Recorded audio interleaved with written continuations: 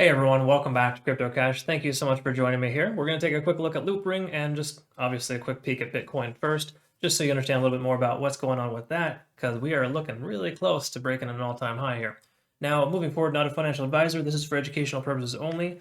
You should always do your own research and just know I've been trading for over 15 years, and my goal is to help you become a better trader. I designed and created a trading community specifically for that purpose. Right? I send out signals for every single trade that I take. It's a really awesome experience. Definitely check that out in your own time. There's limited slots available, and I'll be increasing the rates next month based on demand.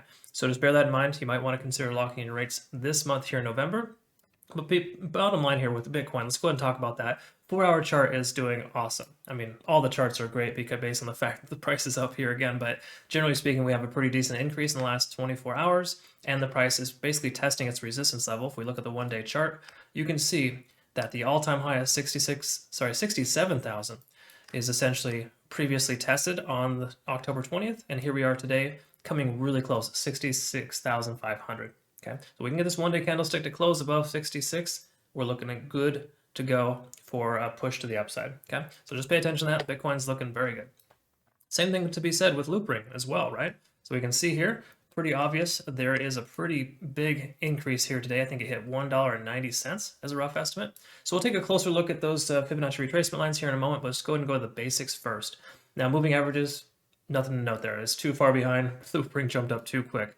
RSI is up over 70 still. Pretty nice. That's perfectly fine. That's exactly what we expected as we've looked at in previous charts.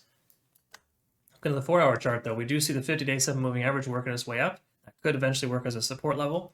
Also note as well, we had this descending pattern here where it eventually broke to the upside once it hit support. Okay, so the previous high essentially became the current support, and it jumped up right there. So actually kind of anticipated that, of course, but we got this nice little curve, this little upside here, and we're looking really good.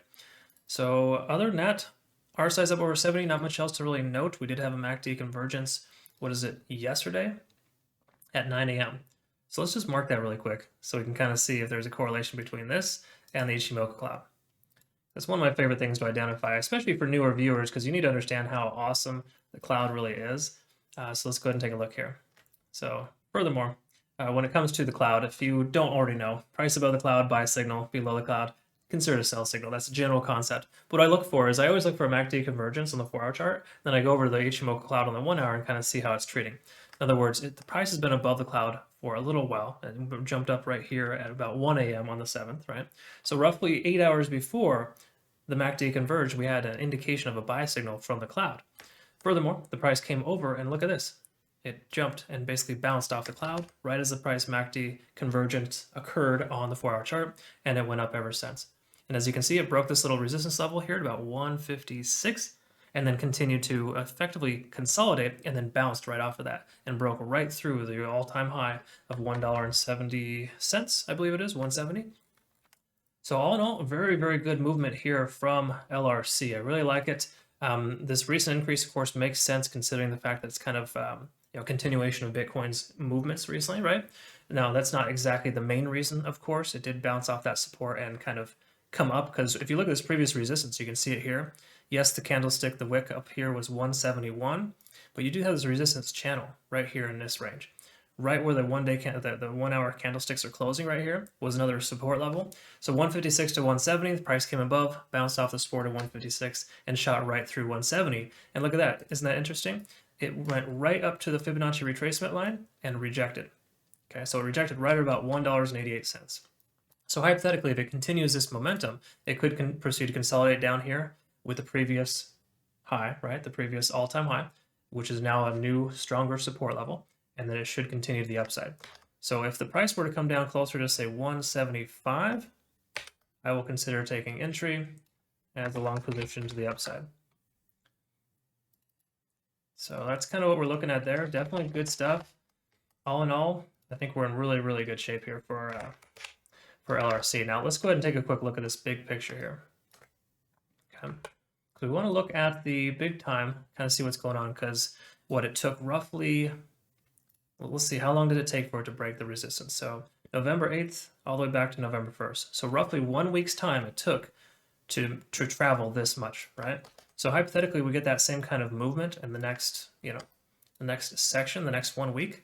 we could be looking at a price of upwards of 253, maybe even higher. Okay, so let's just go ahead and pull that out a little bit further. So just so you can see, I think big picture, we're definitely looking at strong potential of 256 over the next week or two. I would even say loosely by month end. Again, it's hard to say specifically, but generally speaking, based on its history in the last week, it's done very well, and we should see a continuation of the upside right around 256. So something to kind of understand. Here's what you want to probably do as an approach, right? To my patrons, consider putting your profit targets just below the Fibonacci retracement lines. Because you can see here, right? The price just came over here and bounced right off of 127. Sorry, correction, 189. Or round number 190. So it rejected at 190, right? So say you'd had your profit target just below that, maybe 188, you would have gotten filled, right? So that's usually what I like to do. So if we can buy the dip, just say for example, when the price comes back down to 171, 175 range, we can add to our position there when the price effectively bounces off support. And what we do is we essentially take profit at the next available resistance. So it'd be probably somewhere in the range of 197, just below, and then $2.10 maybe, then another profit target right around 235. And they're just below each one of those resistance levels created by the Fibonacci retracement. Because you can see how well this is actually adhering to Fibonacci in the last week. So hypothetically, it does the exact same thing that we saw here, again up here. And we're going to be seeing, a price action somewhere upwards of about 256. That's generally what we're looking at. Okay. So all in all, really good stuff here from LRC. I would say that within the next week, we could expect 250 range. I think it's probably more realistic to say 2 weeks, just based on the simple fact that, I would like for this to consolidate just a little bit before it bounces, right? So it would be awesome if it kind of came down, came over a little bit, kind of rested at 170, 172 range, and then took off to the upside. That would be fantastic.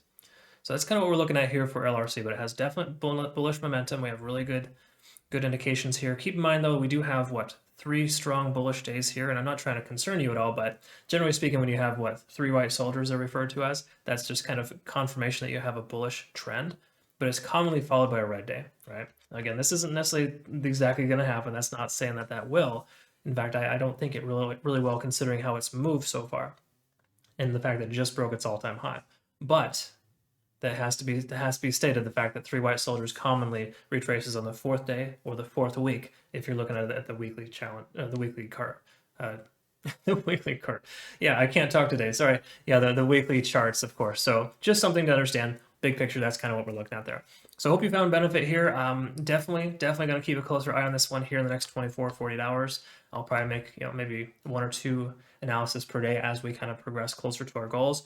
But generally speaking, thank you so much for watching, of course, this far, and consider joining my Patreon community where you can become a better, more effective trader, as well as the simple fact that I share signals for every single trade that I take, and this will likely be a signal soon if things work out the way that I hope they do. So thank you again. We'll hope you have a great rest of your day. See you next one. Take care.